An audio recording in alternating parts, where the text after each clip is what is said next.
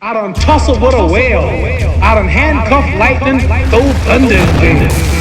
That's bad. Only last week, I murdered a rock. I have no fear whatsoever of anybody or anything. Assalamu alaikum, Muhammad Noor here, Sunnah Strike. Alright, today guys I got a little message, but before I go into it, I just want to say Alhamdulillah, another day we are alive, right? So we should be grateful that we are alive and we have another day to try and better ourselves in the dunya and the akhirah. But anyway, let's get into it. Today, as you can see from the title, is it's time. It's time, guys. It's time. And my message to those, my brothers and sisters who are, unfortunately, but do find themselves in a position currently, like it's not permanent, remember guys, currently in a position of obesity, right? And I'm not here to be condemning you lot, but I'm here to encourage and hopefully persuade you lot that it's time that we got rid of this tag. Not for others, not so others can say, oh yeah, you're no longer obese. Not for others to be happier with you. Not for others to start to hang around with you a lot more. Not so that you can be cool. Not so you can make lots of friends. None of that. None of that matters. What really matters is your health and your well-being and you being there for your family in the future, right? That is what counts. It doesn't really matter how many friends you've got. It's all about the close, small knit friends. For me, you don't need to win a popularity contest here. But I want to encourage you lot with love and empathy. I mean, I was really big, but obviously I was mobile. I wasn't really big and not working out. I was big, working out. So I was, swole, fat. But what I'm talking about is those that are sedentary, who do not move, who do not work out, who do not exercise, but are really, really big obesity levels, right? And it's not healthy. And the reason why I'm making this video lately in our area, I just got told yesterday actually, in our area there was this guy who used to hang around the betting shop. And always you would see him, he was really big guy, obese guy. You'll see him either in the chip shop, chicken shop, or the betting shop, yeah? And every time you would see him, you'd be like, and he's breathing heavy, you see him, he stops like 2-minute walk and he's breathing heavy. And you would think to yourself, why would you put yourself through this? Why would you put yourself through this struggle? Yeah, it brings to mind that saying that keeps going around on Facebook and whatever, that suffer the consequences of discipline or suffer the consequences of regret. But here you're suffering the consequences of you can't move properly, you can't enjoy a walk without getting tired, you can't get out of your bed without struggling, you can't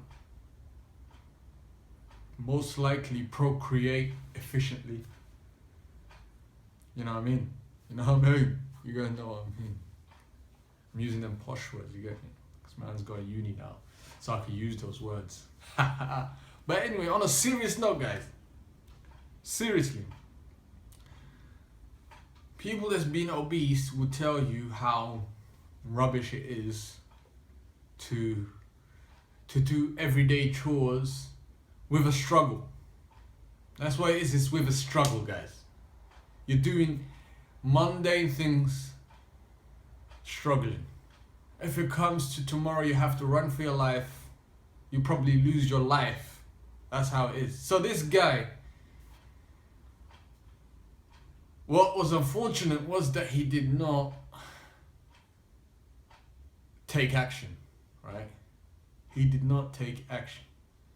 He was probably delaying. I didn't know him personally, but he would probably delayed. Probably every year he said, yes, next year I'm going to change. Or January is about to come, so made a New Year's resolution. But where was the action? And I'm telling you guys, if you do not change, and make sure you change for yourself, not for others, because once you do it for others, believe me, you will quit because of others. If you do something for others, you will quit because of others. You get on your diet, you'll get on your training regime, and it gets a little bit tough. And if it's for others, you'll be like, why the hell am I caring what so-and-so thinks? Forget it. I ain't gonna do it for them, and then you'll quit. But if you're doing it for yourself, you have to live with yourself every day. Like if you try and think about quitting, yourself would say, why are you quitting for? Why are you quitting? Even better to do it for your Lord. But how many of us are on that level? Not many. So the next step is doing it for your own benefit. Yeah? Save yourself from such an ending, guys. So this guy, he passed away recently. He died of a heart attack. And he's no more. And people laying flowers outside their betting shop, because that's all he was known for. And the chicken shop, they don't really care. They're probably disappointed. Not because they like the guy, it's because he was giving them business maybe 5 times a day. 5 times a day. Eating. Sometimes we eat because there's a void, I don't know what it is. Or sometimes it's because the food that we ingest is so flavoursome that we want to eat just for the flavour. And you end up getting bigger and bigger and bigger without really realising it. So, I will encourage you guys and tell you it is time, brothers and sisters. If you're obese, if you are struggling, I mean, we can tell you all day till our faces become blue, red, depending on the person. Me, I won't turn blue or red. I don't know what I'll turn. But it's up to you. We can show you the way, but you have to walk it. We can guide you, but it is you who needs to take that journey, not us. Everyone has their own journey. I have my own journey. Mujib has his own journey. Everyone has their own journey. Nobody can do it for you. It would be easy if you could. You give your body to someone, he works it out for you, you pay him, you can eat again, but then again you'll be yo-yoing all the time. So why take the easy way? The hard way is what makes us grow. The hard way is what makes us appreciate the ease, right? So often I get told, why is it so difficult? Why is it so difficult? I said, without difficulty, how would you recognize the ease? How would you recognize the comfort without the discomfort, right? How would you know the good without the bad?